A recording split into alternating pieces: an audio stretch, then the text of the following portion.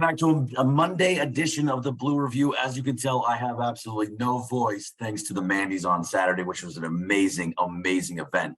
But either way, the Blue Review is presented by Los Angeles International Airport, where changes are arriving daily to help reduce traffic, save travelers time, and transform the travel experience. And Clinton Yates was not the best weekend for the Dodgers. They lost 2 of 3 to the Phillies. But one guy was really, really good in Bobby Miller, who right now has a 16-inning scoreless streak because he's been that good. Bobby Miller, outside of Clayton Kershaw, is the best pitcher on the team. I mean, that's just where we are right now in terms of his ability to get people out. That's really all that matters at this point. The pitching staff is not at a stage where we can start talking about when guys get in the form and all this other stuff. We got to talk about what guys are doing on the bump as we speak, because the consistency just is not there. I'm hesitant to say this because it's hard to sort of, extrapolate these things out. But let me read you a stat here. This comes from Dodgers Tailgate. It says the Dodgers have allowed 202 runs in their first 36 games on the road this season, something that hasn't happened since 1945. And the last time a team won a World Series with such a start was the Yankees in 1936. The point is, in modern baseball, it's really hard to just outgun teams every single night in the big leagues. I'm not sure that this is a team, even with the firepower of a consistent Freddie Freeman, even with Mookie Betts, who is still launching leadoff home runs all over the place, even with your boy Outman, and of course, our guy Will Smith, who's having an all-star campaign. I just don't know right now, unless something major changes, they got to start scoring 10 runs a game in order to win a game. And that is unsustainable.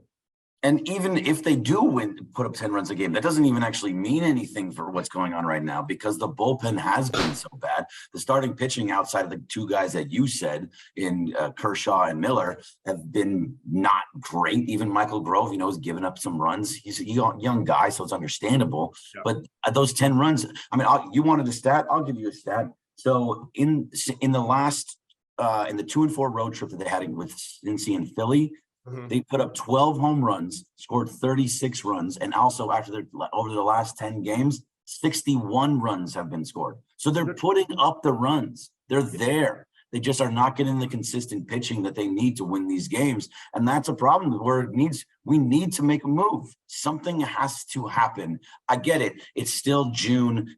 They're going through a little bit of the rough stretch. They're 3.5 games back against the Diamondbacks, which you can make up in a week or 2. That can actually be done pretty quickly, so I'm not too worried. But at the same time, the pitching needs to get better, and they need to go do something.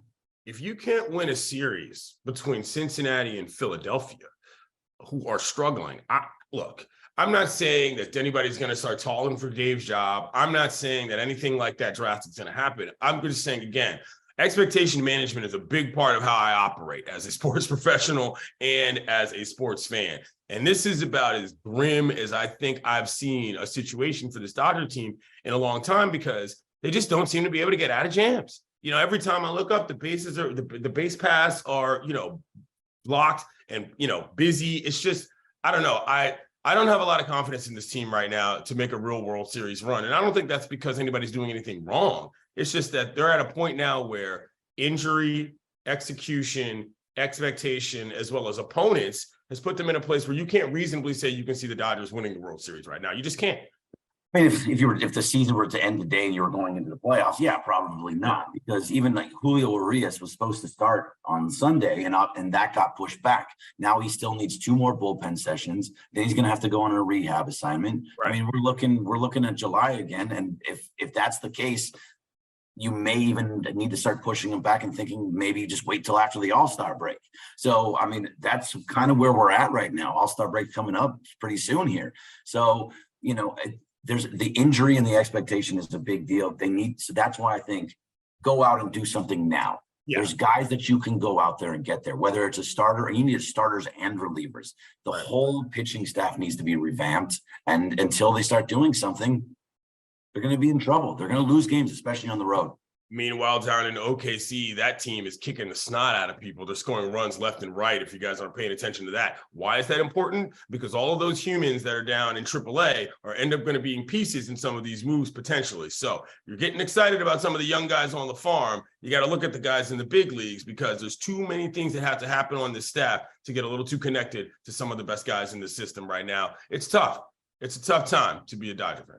Yeah, and from what we're understanding, I think there was an article in the LA Times just the other day about Diego Cartaya, who's the #1 overall prospect for the Dodgers, and he's a catcher who's supposed to be the next guy after Will Smith and let Will Smith kind of figure himself out.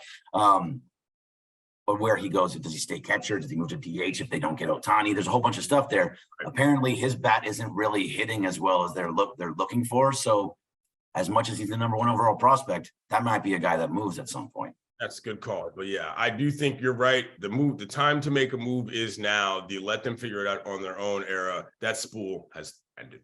Yep, totally. All right. We'll do it all again tomorrow, Clinton. Thanks a lot for watching the Blue Review, and we'll see you tomorrow. Thank you to LAX.